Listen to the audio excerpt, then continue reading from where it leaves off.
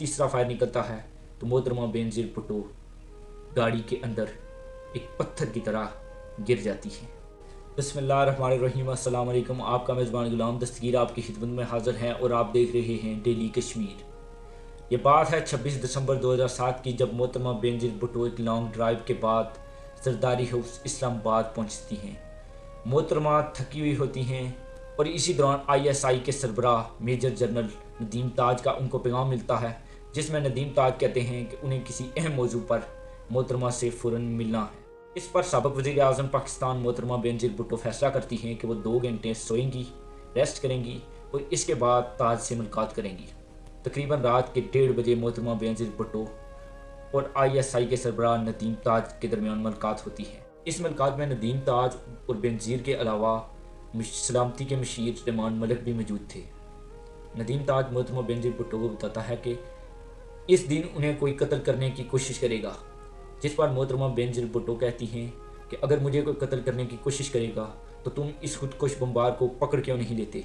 जिस पर ताज जवाब देता है कि ऐसा नामुमकिन है, क्योंकि इस वक्त हमारे पास ऐसे वसाइल मौजूद नहीं हैं जिससे हम उस खुदकुश बमबार को पकड़ सकें। इस मुलाकात के बाद बेनज़ीर भुट्टो सो जाती हैं और 27 दिसंबर की सुबह 8 बजे जागती हैं, 9 बजे नाश्ता करती हैं और फिर अपने कुछ पर्सनल काम करती हैं।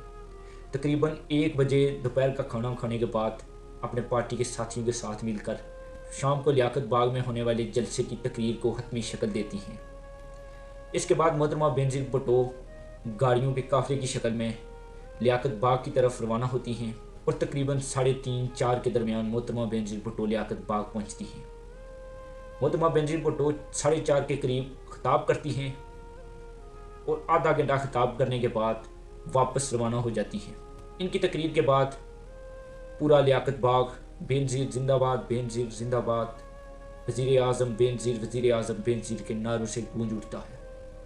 इसके बाद मोहतरमा बेनज़ीर भुट्टो वापस रवानगी के लिए गाड़ी में बैठ जाती हैं और तकरीबन 5:10 का ये टाइम होता है और इनके मतवाले इनकी गाड़ी को घेर लेते हैं और जोश व खरोश के साथ नारे लगाने लगते हैं।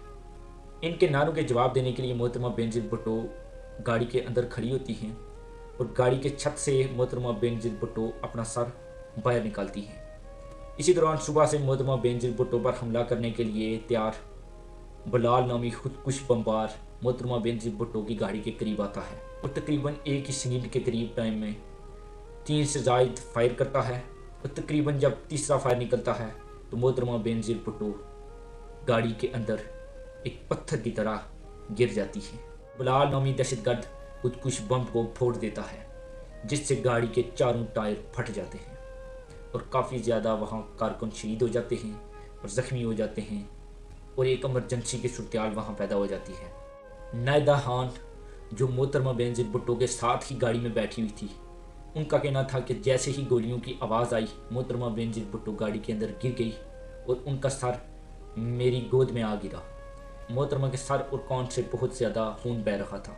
इसके बाद गाड़ी का ड्राइवर रीमू पर ही गाड़ी को रावलपिंडी जनरल अस्पताल की तरफ ले गया और तकरीबन 300-400 मीटर चलने के बाद ये गाड़ी रुक जाती है।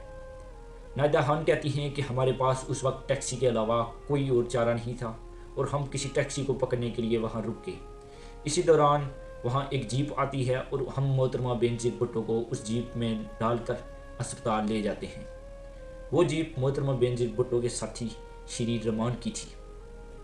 जैसे ही मोहतरमा बेनज़ीर भुट्टो को अस्पताल पहुंचाया गया तो मोहतरमा उस वक्त तकरीबन इस दुनिया फ़ानी से गुजर चुकी थी, लेकिन डॉक्टरों ने मुकम्मल शवाहिद होने के बावजूद अपनी पूरी कोशिश की कि काश मोहतरमा बेनज़ीर भुट्टो को बचाया जा सके, मगर मोहतरमा बेनज़ीर भुट्टो के सर से बहुत ज़्यादा खून बह रहा था और एक सफ़ेद मादा भी सर से नज़र आने लगा था।